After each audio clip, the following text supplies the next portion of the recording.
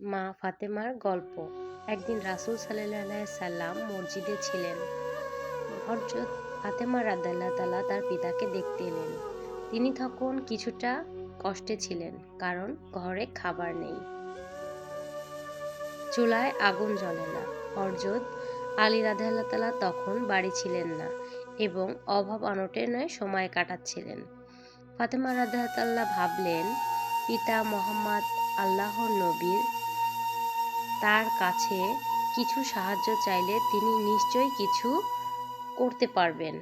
তিনি নম্রভাবে বললেন, হে রাসূলুল্লাহ, আমার হাতে অনেক কাজ, পেছনে পানি টেনে আনতে হয়, ঘরের কাজও করতে হয়। আমি শুনেছি যুদ্ধের গনিমতে মাল এসেছে।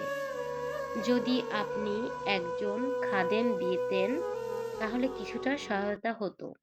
রাসূল সাল্লাল্লাহু আলাইহি সাল্লাম তার মুখের দিকে তাকালেন। তার আদরের কন্যা, যার কষ্টে তিনি কষ্ট পান। কিন্তু তিনি দুনিয়ার জিনিসের চেয়ে আখিরাতকে বেশি পছন্দ করতেন। তিনি বললেন, ফাতেমা, আমি কি তোমাকে এর চেয়েও উত্তম কিছু শিখিয়ে দেব না? তখন তুমি শোবার সময় বিছানায় যাবে, তখন ৩৩ বার সুবহানাল্লাহ, ৩৩ বার আলহামদুলিল্লাহ এবং ৩৪ বার আল্লাহু আকবার বলবে।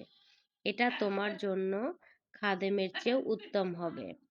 ফাতেমা কিছু না বলে দুনিয়ার চাহিদাকে ত্যাগ করে আল্লাহর জিকিরকে বেছে নিলেন। আলহামদুলিল্লাহ।